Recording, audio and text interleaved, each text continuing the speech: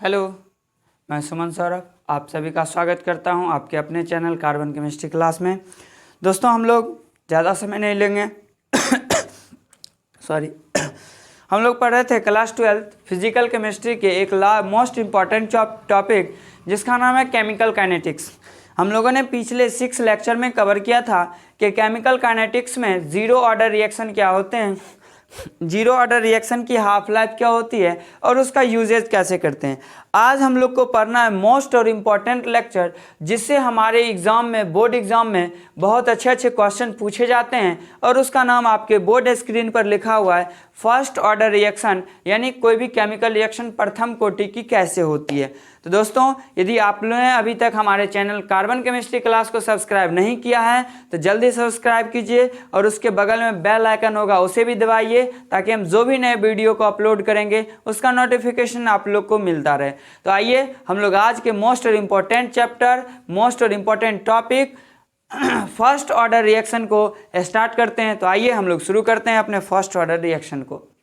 देखिए सेम जैसे हमने जीरो ऑर्डर रिएक्शन को पढ़ा सेम उसी का फोटो स्टेट है फर्स्ट ऑर्डर रिएक्शन, बट दोनों में मैं डिफरेंस बता दूं। उसका घातांक जो होता है वह 0 होता है और इसका घातांक 1 होता है। जैसे ही घातांक बदलेगा तो रिएक्शन की पूरी प्रॉपर्टीज भी बदल जाएगी। तो आइए हम लोग स्टार्ट करते हैं।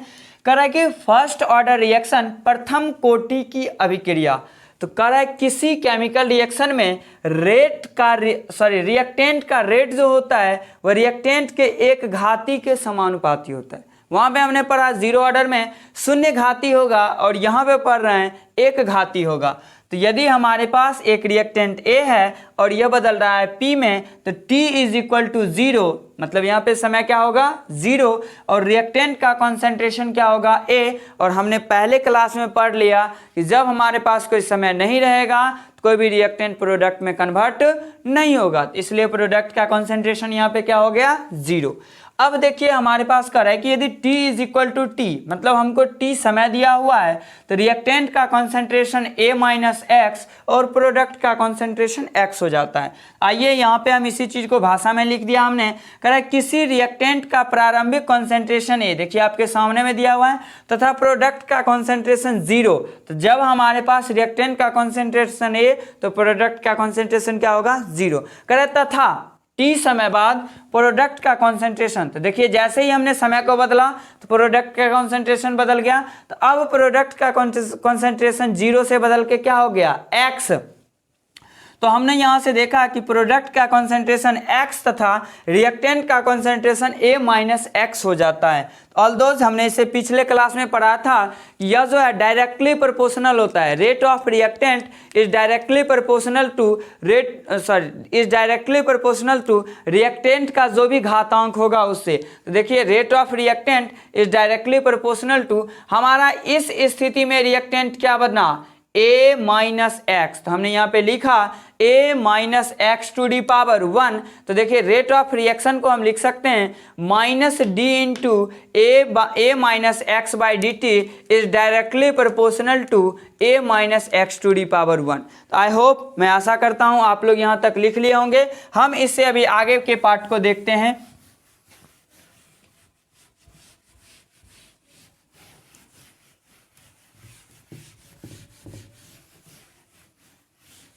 देखिए हम लोगों ने क्या सीखा कि यदि यहाँ से हमारे पास एक रिएक्टेंट है तो उसका रेट क्या हो जाएगा minus d into a minus x by d T.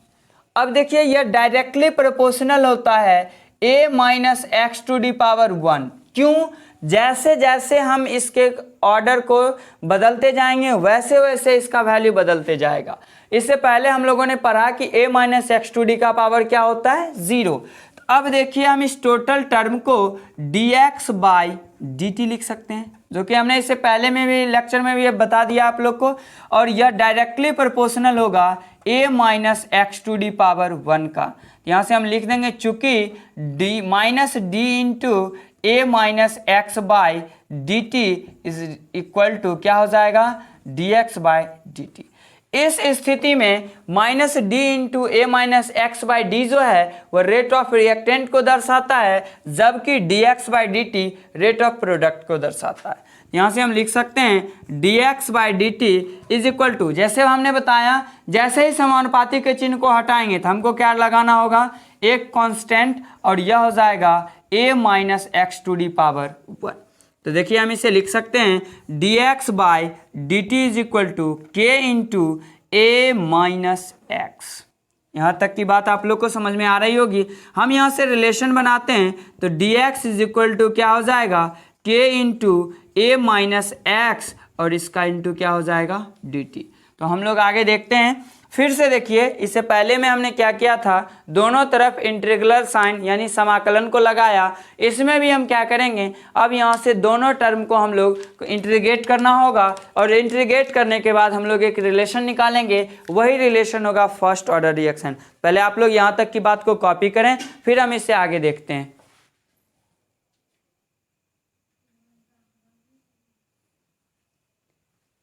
देखिए हम लोगों ने देखा कि d x is equal to होता है k into a minus x into d T.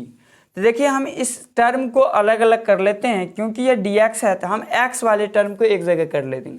देखिए इधर ये मल्टीप्लाई में है, इधर आएगा तो डिवीजन हो जाएगा। तो हम इसे लिख सकते हैं d x by a minus x is equal to k into d t. हमने माना कि यह इक्वेशन नंबर फर्स्ट होगा।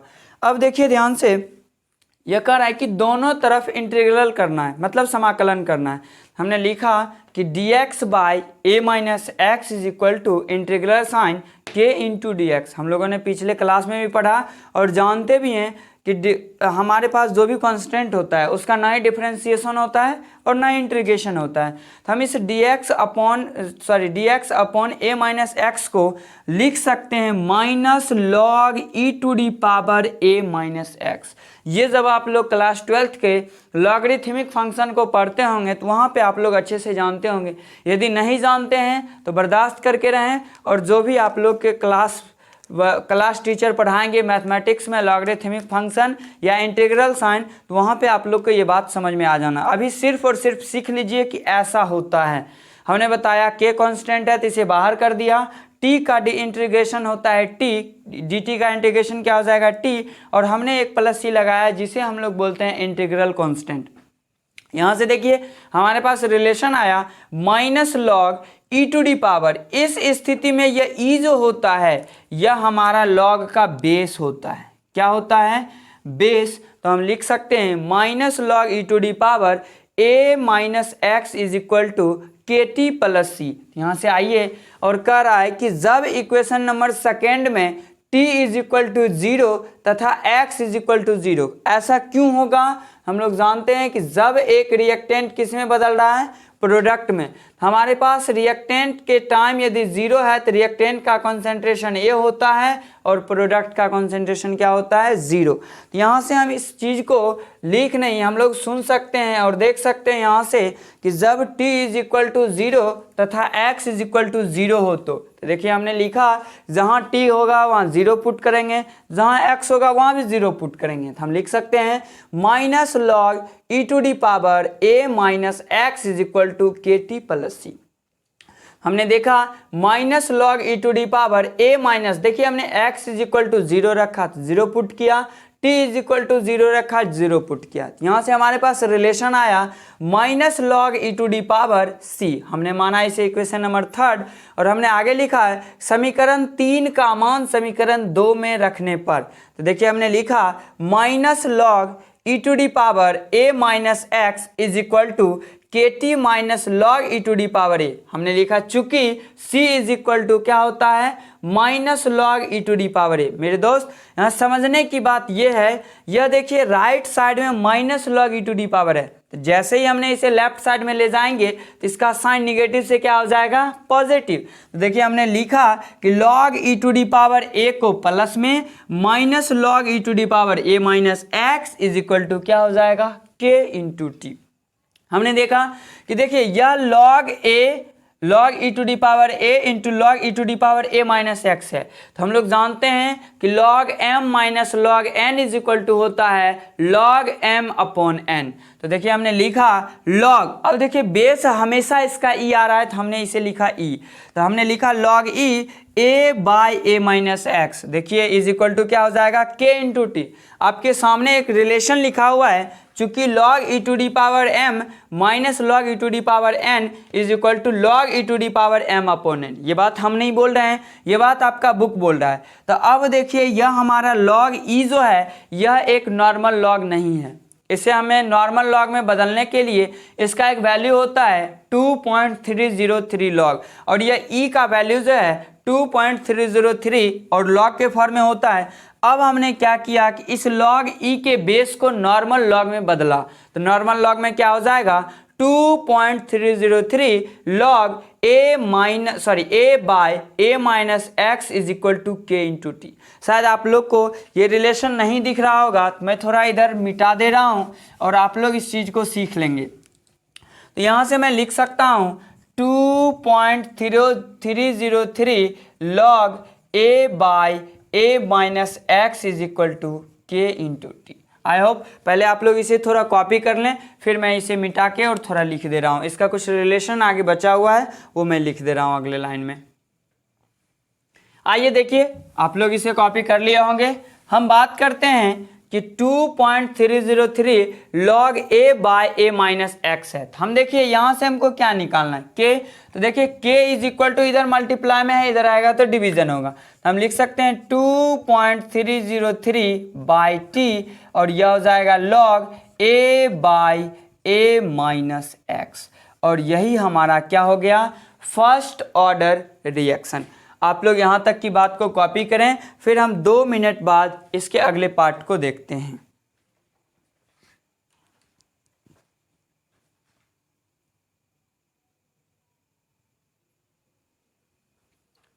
आइए हम लोगों ने स्टार्ट किया फर्स्ट ऑर्डर रिएक्शन क्या होता है।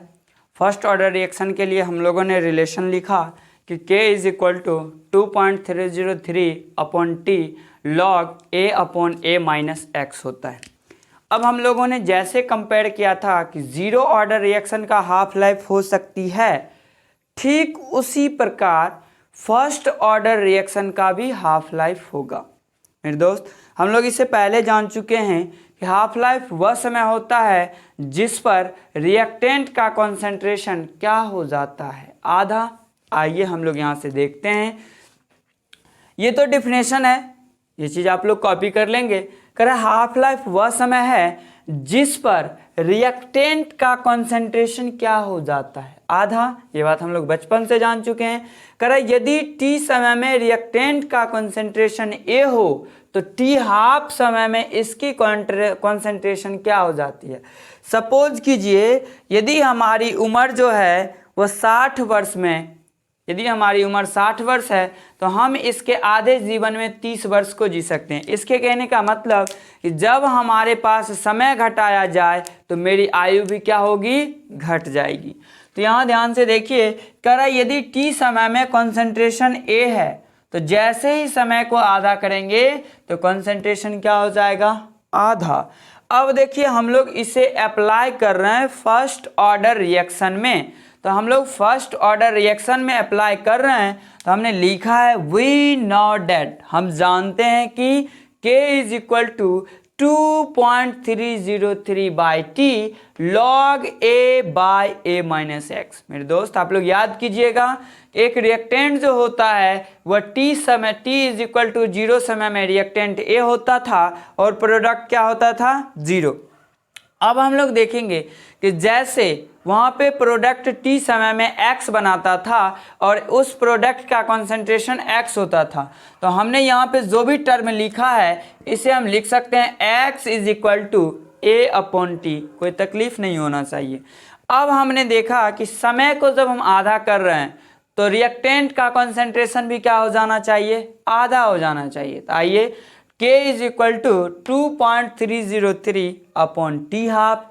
यहाँ पे देखिए t था अब हम इसे हाफ में ले गए, तो जैसे हम टाइम को बदले तो इसका कंसंट्रेशन भी क्या होगा, बदल के हाफ हो जाना चाहिए। हमने लिखा log a by a minus x. तो देखिए इस रिलेशन में आप लोगों को अच्छे से दिख रहा होगा कि टी हाफ बराबर होता है a अपॉन टू जिसे हमने x माना है। तो देखिए जहाँ पे हमारे फार्मूला में x था वहाँ पे हमने लिखा है 1/2। तो देखिए एक में से आधा घटाना है, हमारे पास आधा बचेगा। आइए हम लोग इसे आगे के पार्ट को देखते हैं। हम लिख सकते हैं k is equal to 2.303 by t half log a/2। इसके कहने का मतलब जब हम इस टोटल टर्म को सॉल्व करेंगे तो 1 रुपया में से आधा घटाना होगा तो हमें आधा बचता है। तो इसे हम सॉल्व किए, यह बनाया k is equal to 2.303 t half log. अब देखिए इसे हम लोग बेसिकली टर्म में जानते हैं कि कभी भी फ्रैक्शन 4 टर्म में नहीं हो सकता है, तो हम इस 2 को ऊपर ले गए तो हमारे पास 2a/a हो गया। यहाँ से a और a कैंसिल हो गया, तो यह हमारे पास हो गया k is equal to 2.303 by t half, और इसका मान जब हमने सॉल्व किया तो यह हो गया log 2। k is equal to 2.303 t half multiply by log 2 का जो वैल्यू होता है वो होता है 0.3010। हमने लिख लिया चूंकि log 2 इज इक्वल टू 0.3010। अब हम यहाँ से देखते हैं कि k इज इक्वल टू इस टोटल टर्म को जब हमने सॉल्व किया तो ये वैल्यू आता है 0.693, और इसके नीचे में देखिए क्या दिया हुआ है, टी हाफ। हम इसे लिख सकते हैं k is equal to 0.693 upon t half. हमने यहाँ से लिखा कि k is equal to 0.693 upon t half. तो टी हाफ हमको निकालना है, तो हम लोग क्रॉस मल्टीप्लिकेशन समझे हैं। ये गुना, ये इधर भाग में है तो इधर जाएगा तो गुना में, और ये इधर गुना में है इधर आएगा तो भाग में। हम लिख सकते हैं टी हाफ बराबर 0.693। आई होप, मैं आशा करता हूँ कि आज के लेक्चर को हम लोग यहीं तक कवर करेंगे। हम लोगों इसमें सीखा कि हमारे पास फर्स्ट ऑर्डर रिएक्शन क्या होते हैं, फर्स्ट ऑर्डर रिएक्शन की हाफ लाइफ क्या होती है। मेरे दोस्त, यदि आप लोग को ये बात समझ में आ रही होगी और लिखने में परेशानी हो रही होगी तो आप लोग वीडियो को पॉज करके और आसानी से लिख सकते हैं। आपके स्क्रीन पर कुछ लिखा हुआ है, इसे आप लोग कॉपी कर लें, फिर इससे आगे की बात हम लोग देखते हैं। तो आज के लिए इतना ही तक। Take care, till there, bye bye.